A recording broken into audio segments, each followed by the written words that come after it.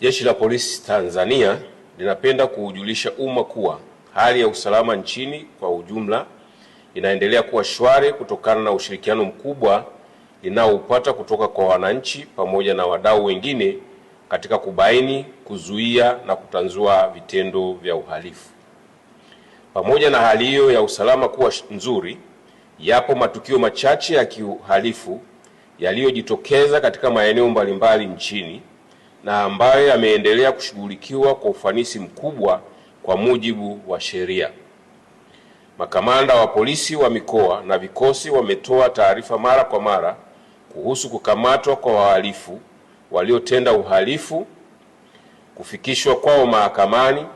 na kwa baadhi yao kupatikana na hatia na kuhukumiwa kwa mujibu wa sheria. Katika siku za hivi karibuni kumekuwa na maswali kutoka kwa baadhi ya wananchi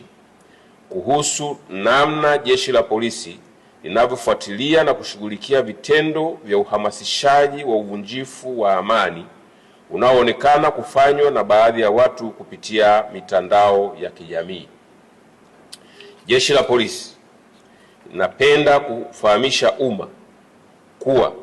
linafuatilia kwa karibu sana shughuli zote za aina hiyo zinazofanywa na baadhi ya watu hao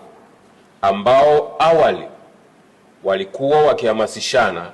kufanya maandamano nchini tarehe 7 Julai. Kutokana na ufuatiliaji unaofanywa na Jeshi la Polisi kwa saa 24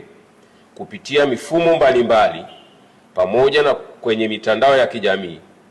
imebainika kuwa watu hao wameondoka kwenye ajenda ya kuhamasisha maandamano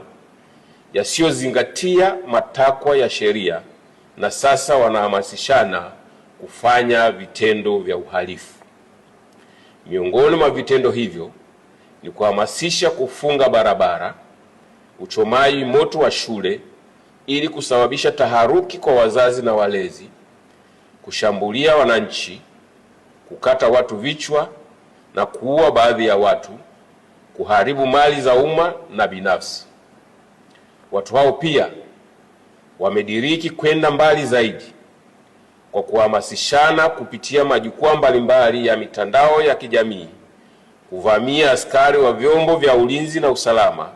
kwa lengo la kuwapora silaha ili kuzitumia kufanya uhalifu wanaopanga. Jeshi la Polisi linapenda kusisitiza kuwa uhamasishaji wa uhalifu huo wa kijinai unaofanywa chini ya kivuli wanachokiita haki ya kufanya maandamano ya amani haukubaliki kwa sababu ni kinyume na sheria za nchi, misingi ya utawala wa sheria pamoja na mikataba ya kikanda na kimataifa na ni hatari kwa usalama wa nchi. Hivyo, Jeshi la Polisi lingependa kueleza kuwa hakuna haki ya kuhamasisha kufanya vitendo vya kihalifu kama hivyo vinavyokusudia kuhatarisha usalama wa maisha ya watu na mali zao na vinavyokiuka haki za watu wengine kwa kuwajengea hofu kila siku na kutaka kuwanyima uhuru wao wa kufanya shughuli zao za kila siku za kujitafutia kipato. Jeshi la Polisi linajulisha umma kuwa linaendelea kuchukua hatua stahiki dhidi ya watu wote wanaojihusisha na vitendo hivyo na linaendelea kuwafuatilia kwa karibu sana kwa mujibu wa sheria za nchi. Aidha, tunatoa wito kwa wananchi wote kwa umoja wetu kuendelea kushirikiana katika kukataa na kupinga vitendo vyote vya kihalifu vinavyolenga kuhatarisha maisha ya wananchi, mali zao na mali za umma na amani ya nchi. Vile vile, mtu yeyote anayepokea ujumbe unaohamasisha uhalifu wa aina hiyo anashauriwa kutousambaza,